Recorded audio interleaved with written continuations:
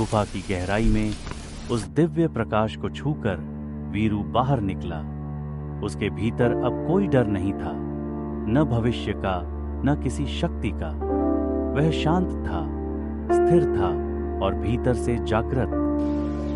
उसके लौटते ही जंगल की हवाओं में कुछ बदल गया, जैसे प्रकृति भी जान गई हो कि अब समय आ गया है किसी अंतिम निर्णय का।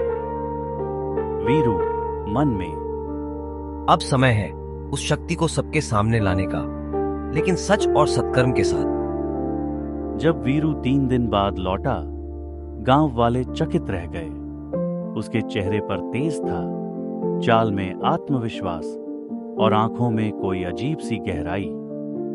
पारुल और दादी उसे देखकर पहले रो पड़ीं, फिर उसकी आंखों में देखकर चुप हो गईं, मानो उन्हें समझ आ गया हो कि वीरू अब सिर्फ उनका नहीं रहा, वो अब गांव की आत्मा बन चुका है। अगली अमावस की रात वीरू ने गांव वालों को बगीचे में बुलाया। पूरा त्रिकूट गांव चौंका था।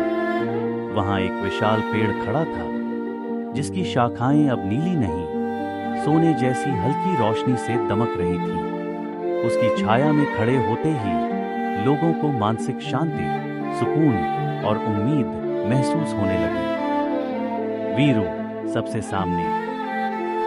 ये पेड़ किसी तिजोरी का हिस्सा नहीं, ये हमारे पूर्वजों की चेतना है। इसने मुझे जितना दिया, मैं अब उसका प्रत्येक अंश गांव को समर्पित करता हूं। वीरू ने उस रोशनी से प्राप्त शक्ति और गुफा में मिले ज्ञान से गांव में एक विद्यालय और पुस्तकालय शुरू किया, ताकि अगली पीढ़ियां सिर्फ चमत्कार पर नहीं, ज्ञान पर विश्वास करें। पुरानी जमीनें वापस की जो ठाकुर ने जबरन ली थी। बूढ़े पेड़ के पास एक सत्य चक्र बनवाया, जहां लोग आकर अपने मन की बात कह सकें, क्योंकि अब वो पेड़ सिर्फ फल नहीं, समाधान भी देता था। एक रात वीरू अकेले उस पत्थर के पास गया जो कभी ठाकुर था। वीरू धीरे से, शायद तुमने गलत रास्ता चुना था, लेकिन आज मैं तुम्हें क्षमा देता हूं। उसने पेड़ के एक पत्ते को उठाकर पत्थर पर रखा। कुछ क्षणों में पत्थर में हलचल हुई और वह धीरे धीरे दरकने लगा। भीतर से थके हारे टूटे हुए रूप में विनोद ठाकुर बाहर निकला, शर्म से झुका हुआ। ठाकुर आंखों में आंसू लिए। मैंने सिर्फ लिया, लेकिन तूने सब कुछ देकर भी मुस्कुराया। अब मैं भी कुछ लौटाना चाहता हूं। वीरू ने बिना कुछ कहे उसकी पीठ थपथपाई। गांव अब उसे दुश्मन नहीं, परिवर्तन का उदाहरण मानता था। अब हर अमावस की रात गांव वाले उस पेड़ के नीचे इकट्ठा होते। वे दिए जलाते, गीत गाते और जीवन की साधारण खुशियों को बांटते।